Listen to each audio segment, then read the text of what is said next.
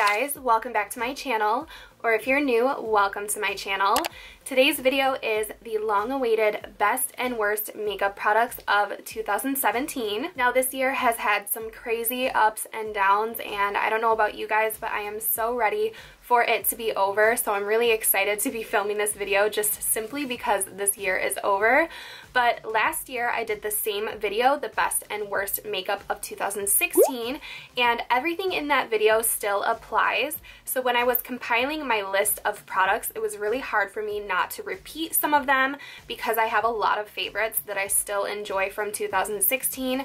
So if you guys are interested in watching that old video, I will link it so you guys can check it out. But I have a lot of products that I discovered and used a lot in 2017 that I will be sharing with you guys.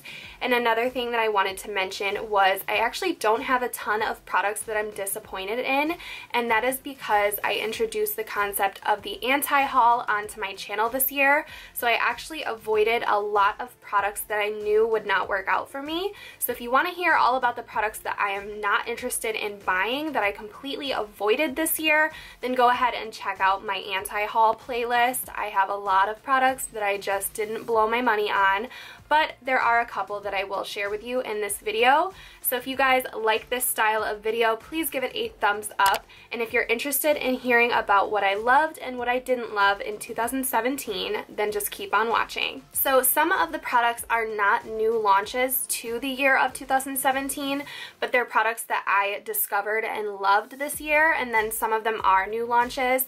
So I just wanted to throw in everything that I have been loving and not just worry about what launched this year. So if I am talking about something that's been around for a while, I'm sorry, but some of these products are just new to me. So firstly, I have fallen in love with two foundations this year.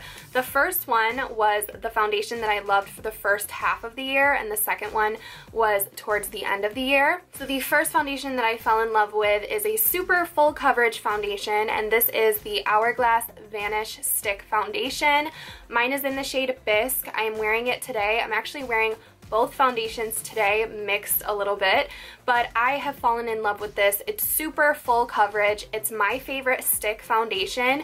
If you haven't tried it, I highly recommend it. I like using this one with a pore minimizing primer, and it just gives me a really flawless face. If you're looking for a really good full coverage foundation, maybe even like a wedding day foundation, I really suggest trying this out if you haven't already. Like I said, this is not new to 2017, but I have recently discovered it, so I've been using this nonstop. I will definitely repurchase it, and I recommend it to everybody who's looking for a really good full coverage foundation. So the second foundation that I have been loving will come as no surprise to you guys if you saw my review on it, but the Fenty Pro Filter foundation is my new favorite foundation of all time.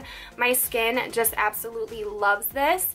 Now this foundation I do have to use with a moisturizing primer because I have dry skin, but having dry skin and loving a matte foundation is brand new to me. But this one I am just absolutely in love with. If you haven't seen my review, go ahead and check it out, especially if you have dry skin and you are skeptical about this, because with the right primer, this is just a miracle worker.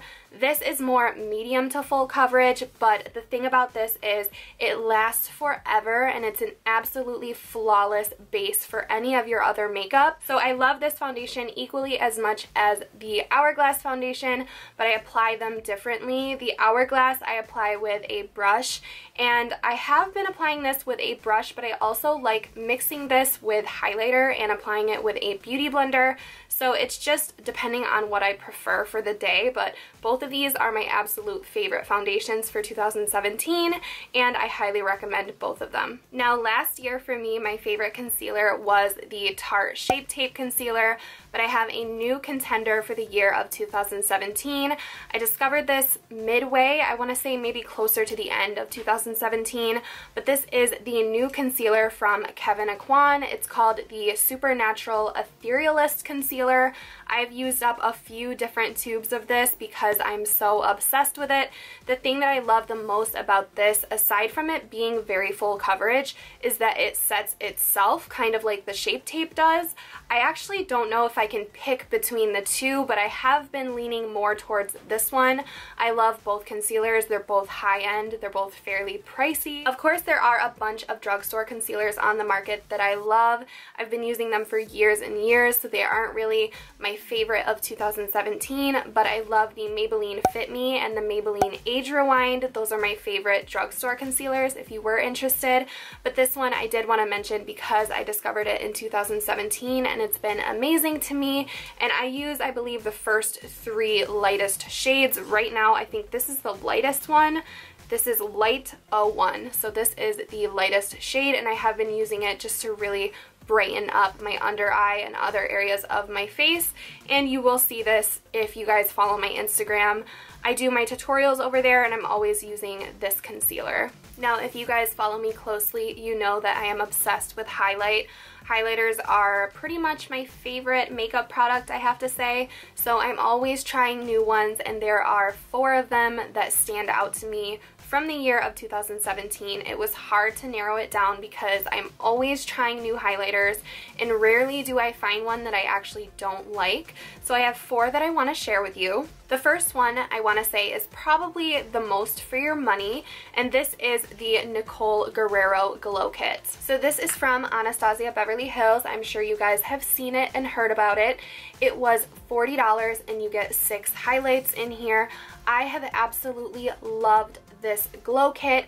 Now, if you have been watching me a lot this year and closely, you know that I had an issue with the first one that I bought. I had some oil buildup happening around the pans of my palette, but Anastasia replaced the kit, and ever since then I have not had any issues. Now, again, I have a review on this glow kit if you guys want to check it out, but for what you get here, it's an amazing deal for $40, and I actually believe that towards the end of the year they re-released this kit and they had them for half off, so you might have been able to get this for $20, and if you did, that's an amazing deal, and I'm happy for you. I should have picked up a backup, but I didn't.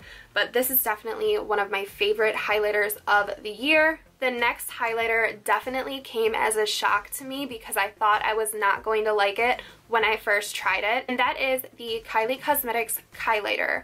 Now, this is the only one that I've tried that I have really fallen in love with, and this is Salted Caramel. So this is the one that I advocate for. If you guys want to try one, I recommend this shade right here because I think there is a little bit of inconsistency among the colors, but this one I absolutely love. Again, if you guys want to take time to watch a full review, I have a full review and first impression on the Kylighters, and you will see this one in action. But this one is actually very pigmented, especially on a medium skin tone. When I'm tan, this is my favorite highlighter, so I had to mention it. And I just really, really like the formula of this one. Now, I don't really like the French Vanilla one that I have, mainly because of the color, but it's also not as pigmented as this one. So, like I said, stick to Salted Caramel if you are going off of my recommendation, and check out that review if you want me to go a little bit further into detail if you haven't tried these already and you are interested in them. But yeah, I actually really loved this, and it came as a surprise to me. It was one of my favorites of the year. Now, next up is my all-time favorite drugstore highlighter. These are $5 and I am absolutely in love with them. Again, I have a full video on these, but these are the Wet n Wild Mega Glow Highlighting Powders. So this one I am wearing today. This is in the shade Blossom Glow. I have a full video on all of the Wet n Wild highlighters that I have in my collection if you guys want to check it out. Some of them are dupes for high-end highlighters, but they are insanely pigmented, you guys. They are only $5, so if you are on a budget, I highly recommend checking them out. They have a nice pan size. They're going to last for a while, and they definitely, in my opinion, are the best in the drugstore. So I had to mention it because this was definitely a discovery of 2017. They released a couple new shades that I like more than any of the original ones, which is Blossom Glow and I think Golden Flower Crown, and those two are my favorites. And this Blossom Glow shade would be my recommendation if you have a fair skin tone, and try the Golden Flower Crown if you have a more deep or medium skin tone, but I did decide to wear this one today. I don't know if you guys can see it, but it gives you like that wet highlight look, and just the fact that it's $5 from the drugstore, you really can't beat it, so I had to mention this little guy. Now, my next highlighter that I'm going to mention is a little bit more expensive, but this is my all-time favorite highlighter. I think this is my favorite highlighter ever, but definitely of 2017. This is the one that I've gone into the most, and I think is well worth your money because you get so much product in here. This is the Artist Couture Diamond Glow Powder, so it's a loose highlighter, and this one is in the shade Cocoa Bling, but I have been going through a few different shades. Illuminati, Cocoa Bling, and Yas are my favorite. They're my top 3, but these are amazing products. How I like to apply them is with a little bit of Fix Plus on the brush, and then I apply it to my face, and you will get the most beaming highlight that you've ever had, especially with a loose highlighter. I am just obsessed with these. I really just can't even explain it to you. I'll insert a little clip of Cocoa Bling and you will just be blown away because it's so beautiful. Now, I know I've mentioned these a ton throughout the year, and I might have even mentioned it last year, but that is just how good they are. I'm obsessed with them. If you haven't tried them, I definitely think that you should, and I do have a code with them if you want to save money. I'm not trying to push it on you or anything, but I will leave it down below if you want a little discount. But yeah, I had to mention this because it's my favorite highlight of the year by far. Now, next up, I have 2 blushes that I have been dipping into repeatedly throughout the year of 2017. The first one I don't think is new to 2017. I think it's actually quite old, and this is the Tarte Amazonian Clay 12-Hour Blush. This is in the shade Blissful. I think this might be the first blush, other than the Wet n Wild ones forever ago, that I am about to hit pan on. I don't know if you guys can tell, but I've used this a lot, and this color right here, I don't even know how to describe it. I guess I would describe it as like a salmon-y pink color, but I'm wearing it today. I wear it every single day. This is my everyday blush, so I had to mention it. This is the perfect color for my skin tone. It just warms up the face perfectly. I feel like it adds dimension to your look, so I really wanted to mention it because of how often I use it, literally every single day. And I mentioned this on Twitter, but I really want to try all of the other shades. I think I've mentioned this in other favorites videos too, but if you guys have a favorite shade of this blush, let me know what it is, and I will definitely pick it up because I love this formula so much. And my next favorite blush is from Benefit. This is Benefit California, and this is my favorite coral color blush for the summertime. I abused this thing in the summer. It has a little bit of a golden sheen to it when you first start using it because it has a little bit of an overspray, but then it just gives you this beautiful peachy coral blush. I'm gonna go ahead and open it and show you what it looks like. So obviously the pan is gorgeous, but you guys can see it's just a beautiful peachy coral color with a golden sheen. Benefit's blushes are actually completely new to me this year. I had not tried them previously, but this did launch in 2017 and I've been using it ever since. If I want to have like a summery glowy look, then I will go for a coral blush, and this is definitely my favorite, so I had to mention it, especially because of how often I used it in the summer. So if summer comes around and you guys are seeing this video, this is one of my favorite summer products. But I like to tone it down and have like more rose tones in the winter, but this one is definitely a favorite for the year, so I wanted to talk about it. My favorite bronzer of the year, I'm not even sure if it is a bronzer. It's a powder, but I use it as a bronzer. This is the Laura Mercier Matte Radiance Baked Powder in the shade Bronze 03. Maybe that means it is a bronzer. Here's what it looks like. It is the perfect shade to warm up my face. It gives me that I am a little bit tanned even when I'm super pale kind of look. I use this again every single day. I love to apply it with a brush that I'm going to mention, one of my favorite brushes that I have discovered this year. But this I have just used, it's almost completely flat. It was domed in the beginning, but I've abused this thing because it's so good. It blends beautifully. I have no struggle blending no matter what brush I use, and it goes perfectly over any of my powder products. So if you guys guys have a skin tone that's similar to mine, I definitely recommend Bronze 03, but there are more shades in the line. Now the brush that I apply that bronzer with is completely new to me. I have never tried a MAC brush before, but this was sent to me this year and I have been obsessed with this. This is the MAC 140S, and it's such a weird brush. I think it's made for powder, but it's like a squished powder brush, which for me and my bigger cheeks, I just look at this and I think bronzer. So I use this for my bronzer, a little bit to contour because my cheeks are so big, but I am just obsessed. Here's what it looks like. It almost looks like a fan brush, but it's like really fat. So I just use it to bronze this area right here. Every single day, I abuse this brush. I'm in love with it. I have used so many eyeshadow palettes this year. I love eyeshadow. It's one of my favorite products. I have tons and tons of reviews, but I have never mentioned this on my channel before, and this palette comes with me whenever I travel. It is a palette that I reach to mainly on a daily basis for work or just everyday wear, and this is the Tarte Maneater palette. So here are the shades. It's a completely neutral palette, which is what I love, but I just love reaching into this for daily eyeshadow because the colors in here are just right up my alley. They blend beautifully and I can create my favorite daily look with this eyeshadow palette. This is the palette that I've gone to the most this year, so I wanted to talk about it because, of course, I'm always dipping into new eyeshadows, but I'm not always going back to the same palette, except when it comes to this one this year. I am always dipping into this palette on a regular basis. This is my go-to, so I did want to talk about it. If you guys have it in your collection, I recommend getting it out and starting to give it some love. But if I do find this anywhere online, I will link it down below, but I think it's discontinued, so for that, I'm sorry. But I wanted to share it with you guys because I truly have been going into this repeatedly all year long. So I also have an eyeshadow brush that I have been loving this year. This is a new discovery to me. I have been using my white-haired blending brushes for 2 years now. I talk about them all the time.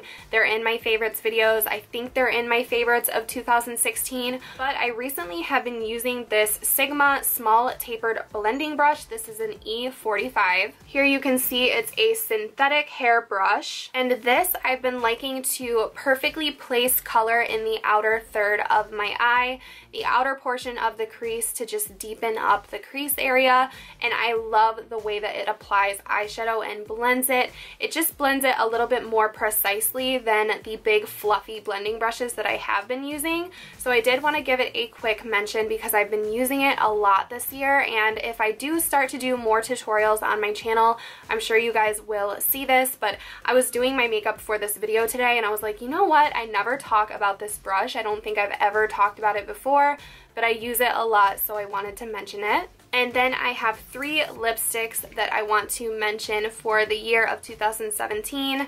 They are my top 3 most used liquid lipsticks. The first one I will just quickly mention because I'm always talking about these, and I did talk about these last year. This is the Ofra Long Lasting Liquid Lipstick, but I wanted to be more specific and tell you guys my favorite lipstick from them for the year. It is my favorite nude, and this is the shade Bel Air.